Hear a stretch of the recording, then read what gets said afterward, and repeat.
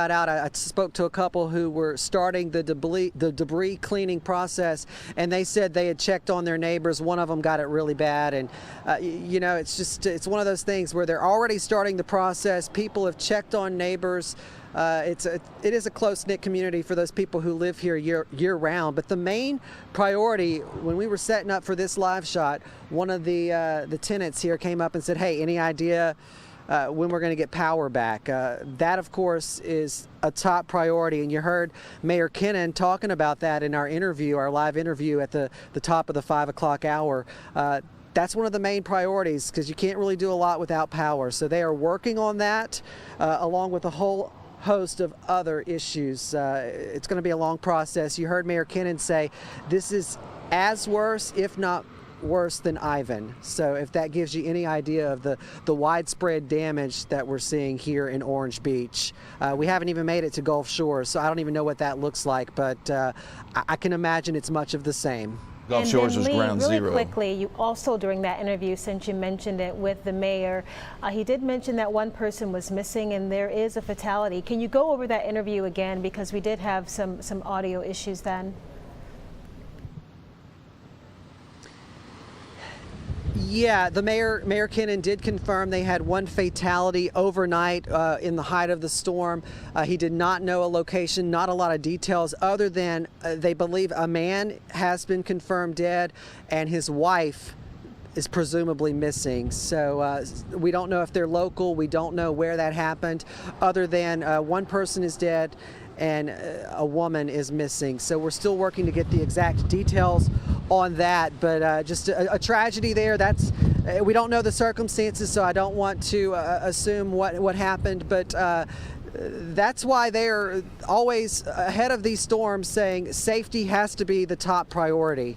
They want to avoid any loss of life, any injuries, the material things, the damage to the buildings, all of that can be repaired. The debris can be cleaned up. We can restore the power, but you cannot bring back a life. So that was the takeaway from the interview. We did record a cleaner version of that interview. We're going to feed it back so you guys can play that at any time. There was a lot of information he gave, not only about the fatality and the person missing, but you know, the curfew like you were talking about, the debris pickup, and again, the top priority, trying to get the power restored down here along the Gulf Coast. Byron and Lenise. Lee Peck live for us in Orange Beach, and while we're there in Orange Beach, let's go ahead and roll some of that video.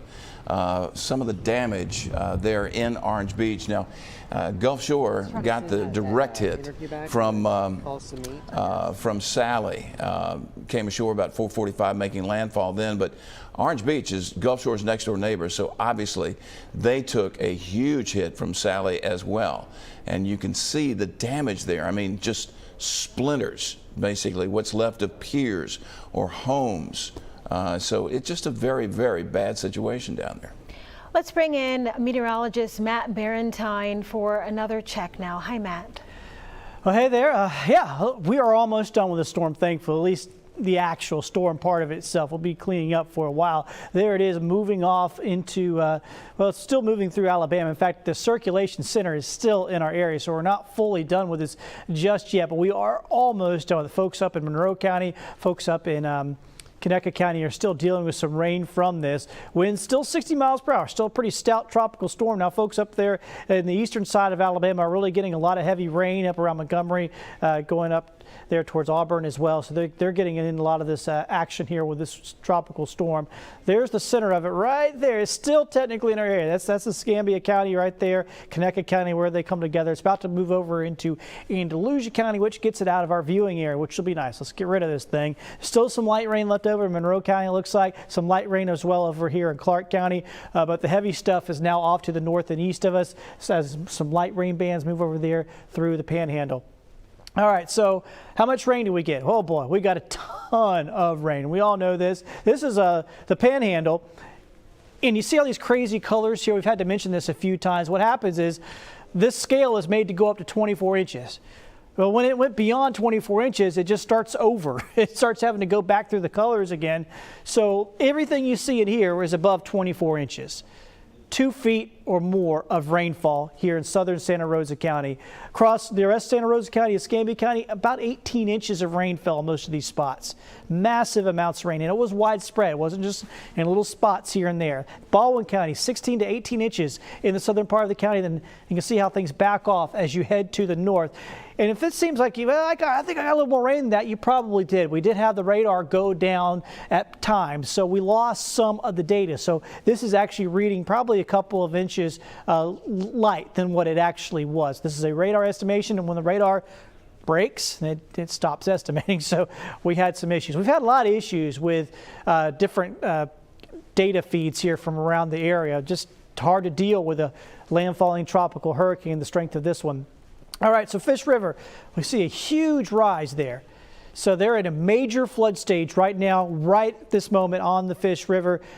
It looks like we have crested out, thankfully. We're not going up to the record level there of 23 feet. But still, that is a very high crest, so that is likely going to be causing some issues there along the Fish River. The Magnolia River, look at that spike. It went from 3 feet to 17 feet. Now it's dropping back down to 10 feet, so that one's coming down. That is great to see as well. Over here on the Styx River, this one has been going up, up, up. Then the gauge there went out this afternoon, but there's a little bit further up the river that also continues to show it going up. So the Styx River is still headed upwards, and it is a major flood stage as well. The Perdita River is in not major flood stage, moderate flood stage right now, and maybe about to hopefully start peaking out there. So we'll hopefully keep it below that major flood stage. And then over here, this is the Blackwater River, right through here going into Santa Rosa County. This one is just keeps on rising. I mean, look how steep, went from 2 feet to 20 feet. So you know there's some issues there too. So these are, all of our local rivers pretty much are coming up out of their banks at the moment. The good news is most of them will be able to go down very quickly as well. Bad news situation, we have another system we're going to have to keep an eye on out here in the southwestern Gulf. Some of the models want to try to bring it up our way. A lot of the other models, though, stall it out down here. They move it over towards Mexico. So I'm not going to give you the shot here on which way it'll go. It does look like it'll stay south of us. We'll keep an eye on this for you. Hopefully nothing comes of it because we don't want anything to come of it. Temperature-wise, I want to go ahead and give you that 5-day real quick. So tomorrow, maybe a couple little showers, then we'll go to the weekend. We're going to get a cold front through. Looks like we'll have some nice weather with some cooler temperatures. It'll feel like fall.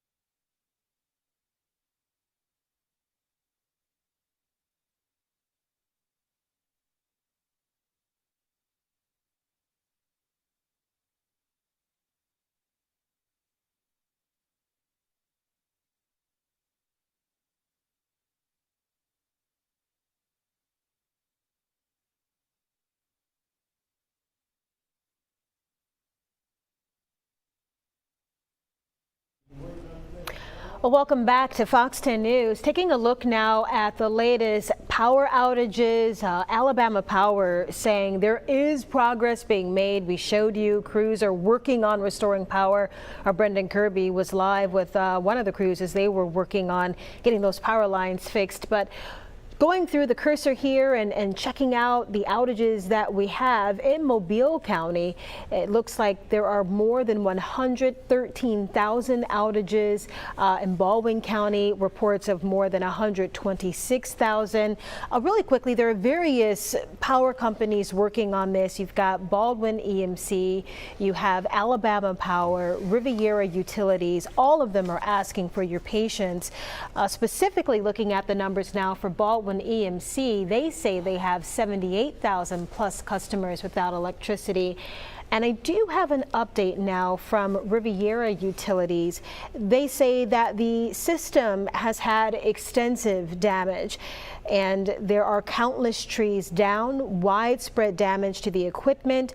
Customers should expect to be without power anywhere from 2 to 7 days. So if you are a Riviera utility customer, that would be Daphne or Foley, keep in mind they are working on it. The linemen are out there, but they say it could be up to 7 days. Hurricane Sally slamming into Baldwin County with blinding rain and 105-mile-per-hour winds overnight. The impact felt throughout the county, knocking out power in thousands of trees. Fox 10 News Baldwin County reporter Hal Sherrick was in Fairhope and right in the middle of everything when the western eye wall passed over in the dark and then found widespread damage as daylight broke. After days of guessing and uncertainty, Hurricane Sally set its sights on Baldwin County overnight and spent hours creeping ashore. Rain and sustained winds of 105 miles per hour pummeled southern Baldwin County for hours. By the early morning hours, thousands had lost power and dangers lurked in the dark. Roads were already becoming impassable because of downed trees, power lines, and flooding. The western eye wall of Hurricane Sally began to pound the eastern shore, Fairhope area by 4 a.m., creating hazardous driving conditions, downing trees and power lines.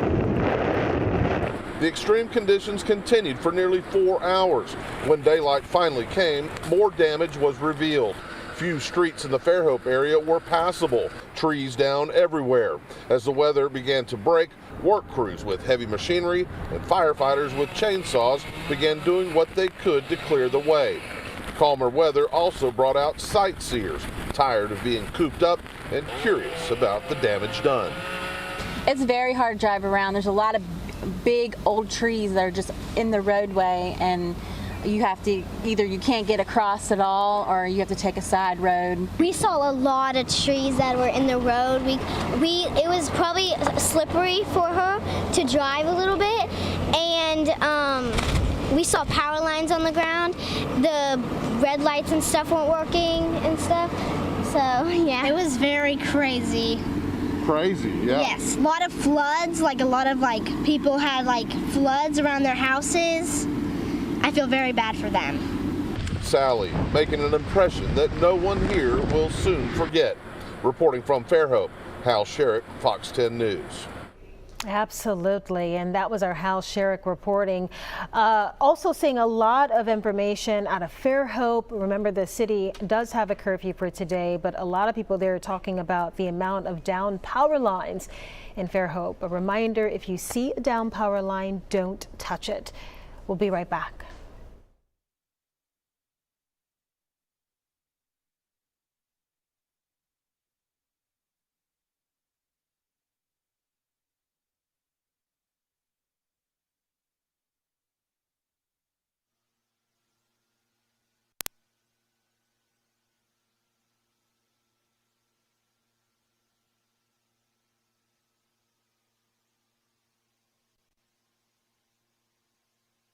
Yeah. Hello, can you hear me? Does this sound good? Mic check, mic check, mic check. Can you hear us okay?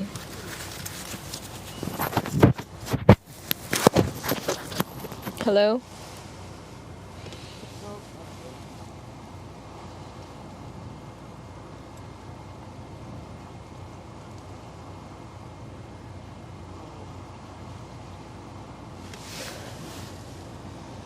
Okay. Chris, can we drive down? when they get started, is it okay if we take a drive and just show them? Yeah, that's fine. Driving very slow? Yeah. We'll start here and I'll show them what we see here. That's fine, Scott.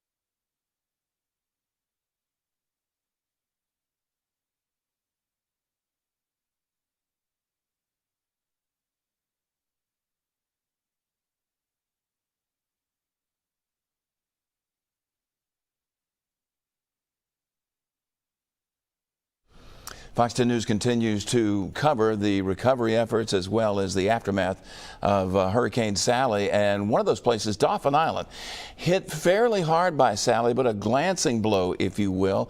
Our Morella Porter has been there all day long, providing us with the first pictures of the damage there on the barrier island. She's got more for us. Morella? Hey Byron, we were able to make it up to the gates of the East End Beach. Gonna zoom in here. You can see this is one place that we heard about that saw a lot of damage. Boardwalk here just ripped up. You can no longer walk out there, it's just damaged. If you can see that. We're gonna start driving west so that you can see more of what we came across as we were driving down here. We saw what looked like a roof that was just warped. Sorry, that was on me the entire time. We saw a roof that was warped and it was just ripped off. We don't even know where it came from. A little bumpy out here.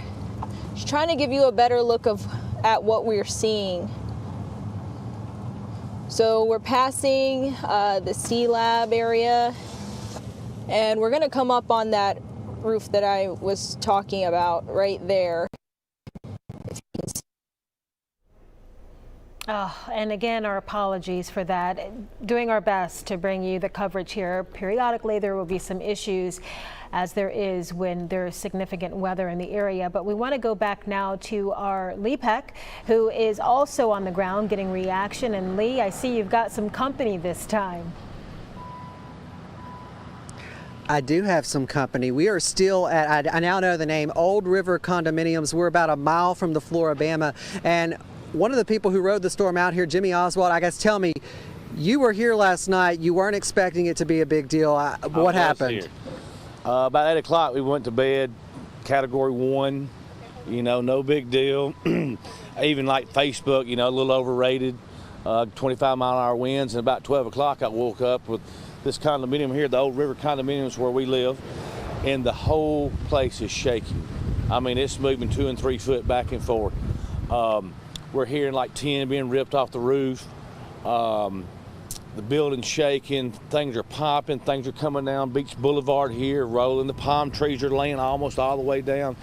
It was an unbelievable experience, and you know, that just shows you that you can't always guess the weather. You know, you go to bed with a Hurricane 1 and all of a sudden you have a Hurricane 2 with 100-mile-an-hour winds ripping your roof off. It's something I won't do again. The next time they say hurricane, I will be packing my bags up and I'll be locking everything down. I'll be heading north. It was that scary. It's serious. And you were saying that the power went out. And what time did the power go out, and how are you staying up to date on what was happening? Well, the power, it played with, it tried to stay on. It'd go out 5 minutes, come back on. I was watching you guys. And then when the power went out, the only way we could keep up was we live streamed. You know, went to FOX10, we live streamed you guys, and so we was giving to keep up. Y'all was giving us a play-by-play.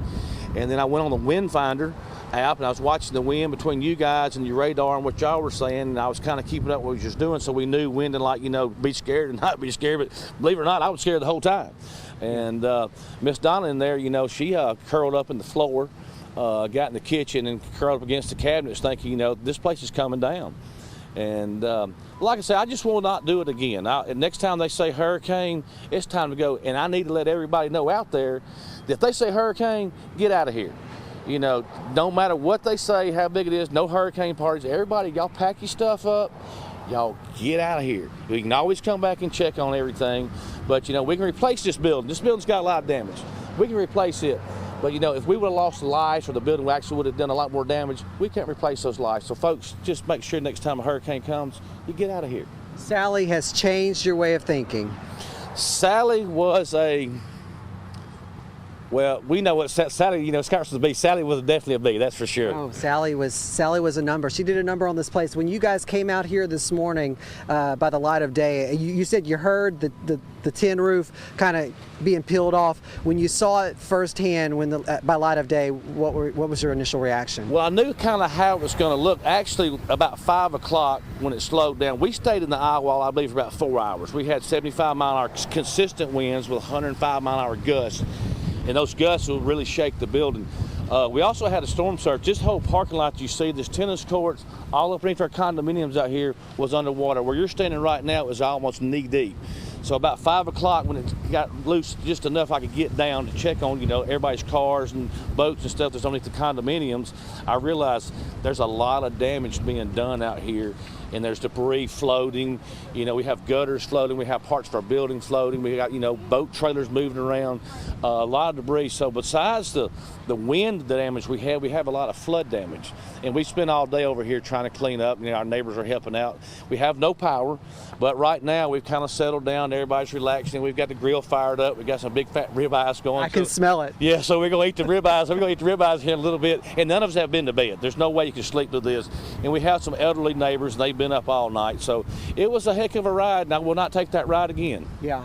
Let's talk about, for a brief second before I toss it back to them, that over there is just incredible, where it ripped off the first 2 floors. Luckily, that's a rental condominium over there, and there was nobody occupied in that. There was only 3 residents was actually staying there last night when those walls came down. And what you're seeing there, I don't know if you can zoom in on that, that's people's beds. That is a bedroom. Those are beds and mattresses, and that's their places they sleep. There was nobody in there, but could you imagine if you was in there when those walls came down? It could have sucked you right on out. I can't imagine. I don't want to imagine. But that's why I will not be back for the next time they say hurricane anywhere in this direction. I will not be back. All right, you just heard it right there. Jimmy Oswald, one of the many people who did stay, did not think it was going to be that bad, but Sally has definitely changed his way of thinking. We're going to continue down back towards inner Orange Beach, and we'll get back with you guys a little later. But for live now at Old River Condominiums, what's left of it, Lee Peck, Fox 2 News. Love me some Jimmy Oswald. Telling it like it is. We'll be right back.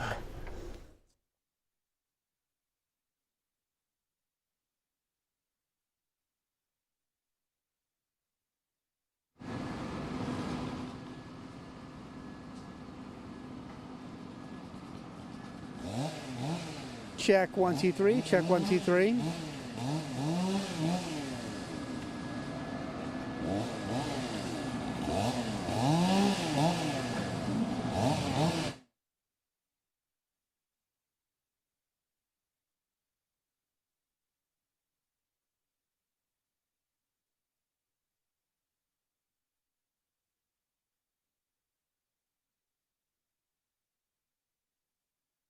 I can't hear. Check 1 2 3. Check 1 2 3.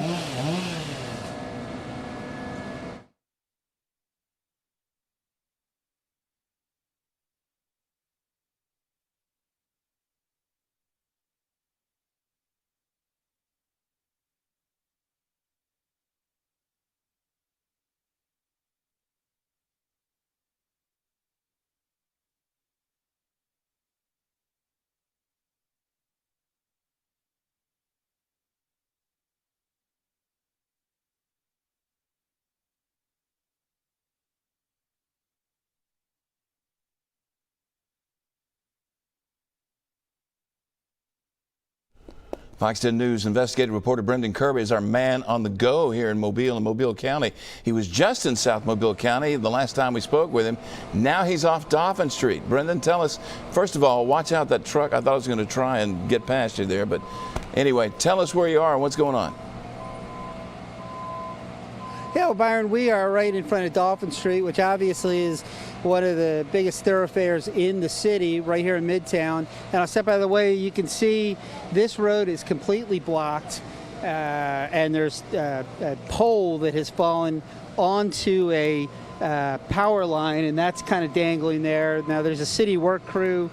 They have been working for a long time to try and clear this away. It's been very loud with the sound of chainsaws cutting this up, and they're pulling this away. Eventually, it looks like in not too much longer they're going to be able to get this cleared away. I talked to one of the area residents here not too long ago, and he was frustrated that while the road was closed, people were trying to get around the blockage by driving through his lawn. And you can imagine a lot of cars traverse this. They've got cones up, though, so there's no one that's allowed in either direction.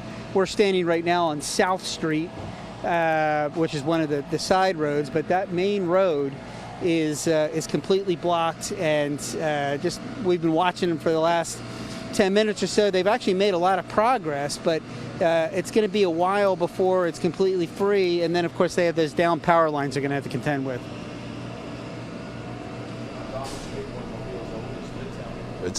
So you're going to see a lot of older homes there. Have you seen any more damage as far as those homes are concerned? You know, mostly the houses seem to be in pretty good shape. Occasionally you'll see some debris that have knocked up against the house, or a branch that's sort of brushing against it. But for the most part, we haven't really seen situations like that terrible situation that the mayor told us about a few hours ago, where the tree went through this woman's house and it knocked the ceiling joist loose and nearly crushed her while she slept. That kind of thing seems to be the rarity. Mostly it seems like the trees, when they've fallen, have fallen toward the street, or knocking down. We've seen some fences that are knocked down, but I think much of the city is fortunate that we didn't see a lot of property damage. Of course, the preliminary assessment is going to come in the next day or two, and I'm sure it's going to be a very high dollar figure attached to that. But in terms of mass destruction, like you would see if a tornado hit, we haven't seen anything like that, fortunately. Yeah. Brendan Kirby, live for us off Dauphin Street near South Street. Thanks so much. Want to take it over to meteorologist Matt Barentine, who's been keeping us updated on the forecast. And Matt, it's going to be good news for the crews working tonight. Yes, it will be. The weather is definitely improving. The winds are coming down, so all of that is good news. And you just saw what Brendan was showing you, and that's why the officials don't want you driving around at night. That's why there's curfews, because the crews, bless them, are doing the best they can, but there's a lot of mess to clean up on our roads. And when those power lines, especially when they're dangling midway across the road, like hood height or windshield height, once it turns dark, you're not going to be able to see those. It's very, very dangerous. They want folks off the roads and things cleared out as soon as possible. Give them some time. Tomorrow they'll be working hard too. The roads will start clearing up and we'll be able to get around again. Just give them some time. Right, like this storm, boy, it took its sweet time, didn't it? And finally, I can say it's getting out of our area, almost. I think it might be right on the line. 60 miles per hour right now, moving to the northeast of 70. Yeah, it's still right in the line. That's Escambia County here, if I can get my bearings here. That's Escambia County, and that's Conecuh County, and it's right there. So it's just about to cross into Andalusia County within the next 15-20 minutes. And look at that. Sally's finally moving 7 miles per hour. Couldn't you have done that yesterday, right? I would have done anything for the storm to have been moving 7 miles per hour yesterday. It was going 2 miles per hour the whole time it was making landfall here. 2 miles per hour.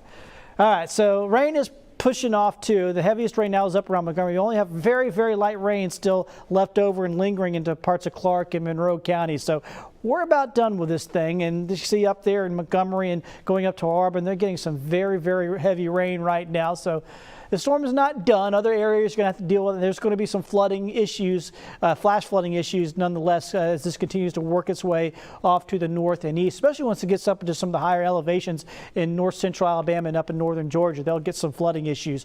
All right, back here we've had flooding issues, and this is why. I'll explain now. If you've probably heard this a couple times already, but I'll explain again. The scale only goes to 24 inches on this. So what happens is when rain kept falling past 24 inches, it just started over. So if I clicked on here, it'd say there'd be like 3 inches. Well, that actually means 27 inches. So this whole area here is 24 inches plus. I've clicked around and found some around 8 inches. So we've had, 34 inches or 32 inches of rain here. So just an absolute ton of rain. Other areas all around Pensacola, look at that, right around 18 inches of rain. Widespread, not in just one little spot. That's why the flooding issues were so severe in so many areas, because of all this rain falling down and having just nowhere to go. As you get north into Baldwin County, you see the numbers start to come on down. And even these are underestimated a little bit, because we had about some point during the storm, the Mobile radar did go down and we lost some of the estimates here. So these are all probably about 2 inches or so off here from what the actual numbers were. But it's the best we can do. I mean, in a hurricane, data sometimes gets limited. We ran into some of those issues last night and this morning. All right, still watching this layer, or beginning to watch this layer, I should say, down the Gulf. Hopefully it doesn't do anything, but we will have to watch it the next couple of days. It appears to be fairly weak. So most of the malls kind of kill it, move it off to here, but some other malls do bring it up to around Louisiana and then turn it west. So we'll keep an eye on that for you. But for now, the other good news, I do have some good news for you. We will cool off by the weekend. A front's coming through on Saturday, and we'll actually feel some fall air. We'll talk more about that later on. All right, Matt, looking forward to it. We continue now our coverage. Our crews are spread all across Baldwin County tonight as we continue to survey the damage from Sally. Want to turn our attention now to Shelby Myers. Shelby Myers is on the move, and another one of our storm tracker trucks. And Shelby, are you still in the Foley area? Yeah, Lenise, we are. I am here with Michael. Michael's driving. Of course, I'm in the back seat. So we're going to pull out from where we are, and we're entering downtown Foley. So I'm going to switch the camera around so you can see what's going on out here. So we just went through a pocket of water a little bit earlier. Water is still ponding over the roadways, and there are trees down almost at everywhere you turn. We've been out of pocket for a while because we have been checking out some of the more rural parts of Summerdale and Fish River and places like Weeks Bay. Weeks Bay, not too terrible there, and you can see here we're about to go through some water. Again, we're about to enter downtown Foley here in a second. But anyways, we went around to Fish River and we talked to some folks there, and it is like something I've never seen before. Trees and multiple trees down in almost every person's yard. And hopefully we can get that video for you. But like I said, we did not have service out there. So what we're doing now is going to go take a look at what downtown Foley was. Earlier, we showed you parts of Loxley and how bad the tree damage was there. Here, same kind of situation. And I'm trying to zoom in a little bit on some trees down in downtown Foley that we see here.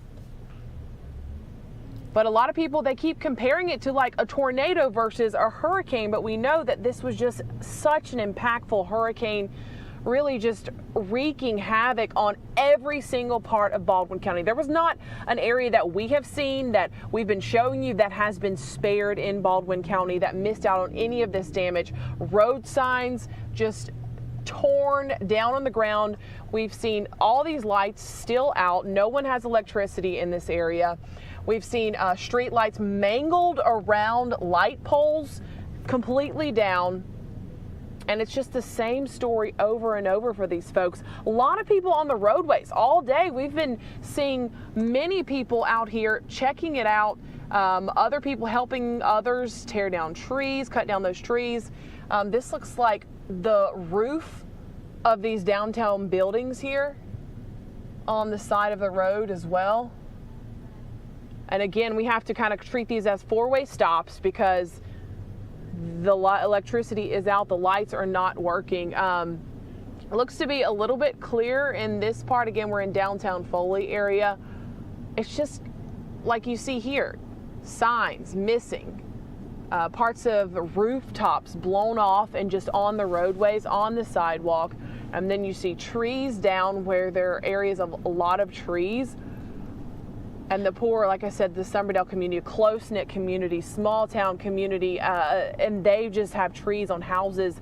Thankfully, everyone we've talked to is okay, but they have so much to clean up, so much to deal with. And that's going to be a huge thing after. Of course, it's safe now to get out and about, but cleanup is going to take a while for a lot of these folks. Here we go, this gas station roof blown off, this Exxon here. Yeah, Shelby, as you guys make your way down to down 59, closer towards the outlet shopping center, it looks like the damage is just very sporadic, right? You'll see one business that has damage, one tree that is snapped in half, but then others that are fully intact, and then other businesses that are untouched. Is that what you guys are experiencing? Yeah, it really is, Lanice. You know, parts of downtown Foley that we're seeing right now, not too bad. And then all of a sudden you'll see a roof blown, a sign blown off. This McDonald's sign right here, for example, nothing else too much damaged. The McDonald's looks to be intact, but you've got this sign blown all the way off. And then you've got parts of this O'Reilly's. Let me see if I can get over there before we pass it. Parts of the O'Reilly's building, there it is for you. Just damaged, gone. The wall really just gone there. And so it's like it picked and choose. Sally picked and choose places to hit and places to just destroy. There's a crew right there, power crew. They've been set up all around. We've passed a couple. We've seen people hard at work, and those are the heroes in these situations too, because everybody needs power and wants power, and it's going to be a while. I know I talked to my friend in Orange Beach who says it may be a week or more before he gets power back. And you can see as night starts to fall in this area, it is getting darker and darker, and folks are going to be without power for a little while. Yeah. I can't imagine how many people are going to be in the dark tonight, Lanice. Yeah, the only silver lining there, Shelby, is that it won't be as hot as it can be during this time of year. But yeah, we are patiently waiting for linemen to get the electricity restored. I've heard for Riviera Utilities, it could be up to 7 days with them as well. Yeah, and that's just the worst part of this all, is people are going to be in the heat. But like you said, it feels really cool out here today, and I think that's saving people, and people have been out and starting to clean up, starting that process because the weather is not so hot as we have been seeing. That's a little saving grace for them for sure. We're turning around now, by the way. We're going to look at this gas station, Shelby, up here. It's really bad. And we're going to stop. I know I hear you talking, Lanice, too. You can stop us at any time, but we're going to stop at this gas station here. A lot of damage. I'm trying to swing the camera around, so if you need to talk over me, feel free. We're just going to show you what's going on here at this gas station. Let me get the camera. A lot of damage so there. This is a Dodge's. Yep. So like you said, other areas around this, like there's a little hotel, apartments, they look to be okay, but then you see this and it's just wild how it's picked and choose which areas to damage and which areas, you know, are okay. Sometimes it just comes down to building codes. You know, what buildings were built after a certain period of time when the building codes got much, much tougher in Baldwin County just for things like this. So, you know, many times it's not the capriciousness of the storm, but just how well built some of the buildings are. Yeah. All right, absolutely, and that could play a factor as well. Go ahead, Shelby. All right, yes, I was just agreeing with what Byron said. That could definitely play a factor, but I'm going to send it back to you guys. We are here again in Foley, just taking a look at some of the damage. All right, and again, that was our Shelby Myers and Michael Warwick on the scene, working for you as we take you along throughout various areas and communities within our viewing area, taking a look at what Sally left behind. We'll be right back.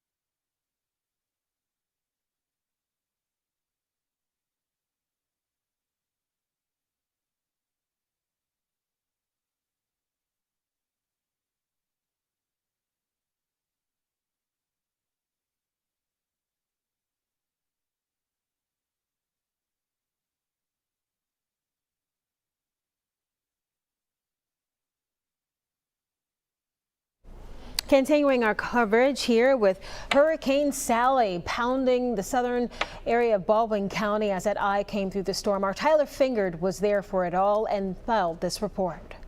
Gulf Shores and Orange Beach taking a direct hit from Hurricane Sally. As this storm came ashore, it was ripping up buildings and homes. Slow-moving Hurricane Sally packed a powerful punch overnight with fierce winds and non-stop rounds of heavy rain. It was like a rough flight, international flight, for about 6-7 hours of just bouncing.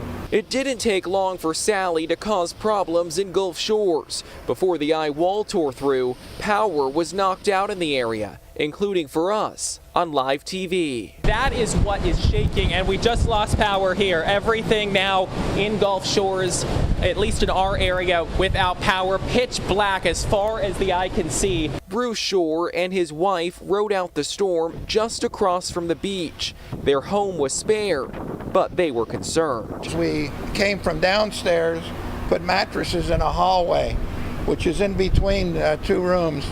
And we spent most of the evening there. Some homes and businesses in Gulf Shores saw some significant damage as roofs and other objects were ripped off. On Highway 59 near Waterville, the road was impassable for most of the day, but some still tested their luck.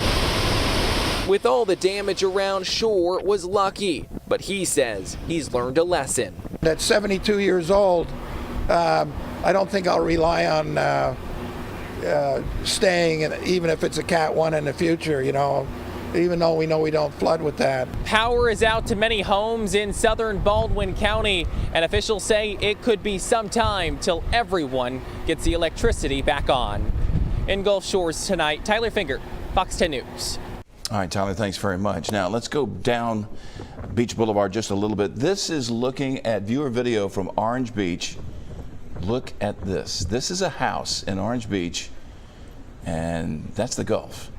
It just kind of inundated that whole neighborhood there, right up to the front porch. And we're going to take a shot. There, you see the steps right there. There are probably 3 steps, and it was on the very top step. So these folks, fortunate that the water appears not to have gotten inside, but it certainly surrounded them, and very, very deep as well. So we have heard stories of people that were stranded in their homes in Orange Beach, having to wade out in water up to their waist.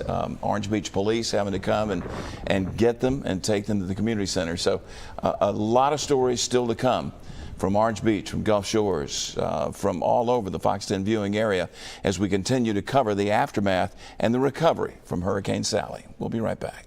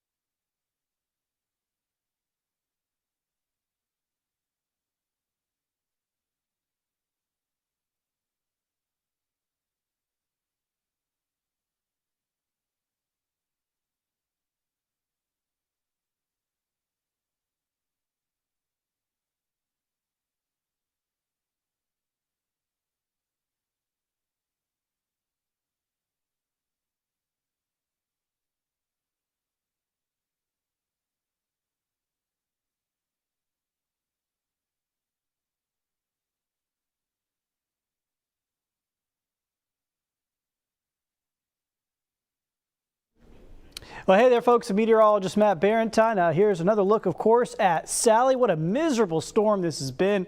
I know we heard that, Cat 1, Cat 2, it wasn't going to be all that strong. And that's the problem with those categories. If you don't listen to the details, they don't tell you much about the storm. This one was a slow mover that made its wind worse than the actual speed would suggest. Of course, the slow movement also made it a flooding threat, which we were talking about all along with the system. Right now, winds of 60 miles per hour. It's finally picking up speed. It's going at a fast jog now at 7 miles per hour. Fast for some people, I guess. Certainly fast for me. Northeast at 7 is finally getting out of our area. It's just about to cross over into Andalusia County, working its way up. You can see all the heavy weather now is up around Montgomery and up around Auburn. So the worst of it is definitely past us. So we're in full cleanup mode and getting things done mode after this thing passes here off to the north and east. There's Montgomery, Auburn. Yeah, they're getting a lot of rain up there. So they're getting some of that from Sally here this evening. So bad right up 65 here tonight and I-85. All right, so we're also dealing with flooding here on Fish River. Look at how steeply these things go up.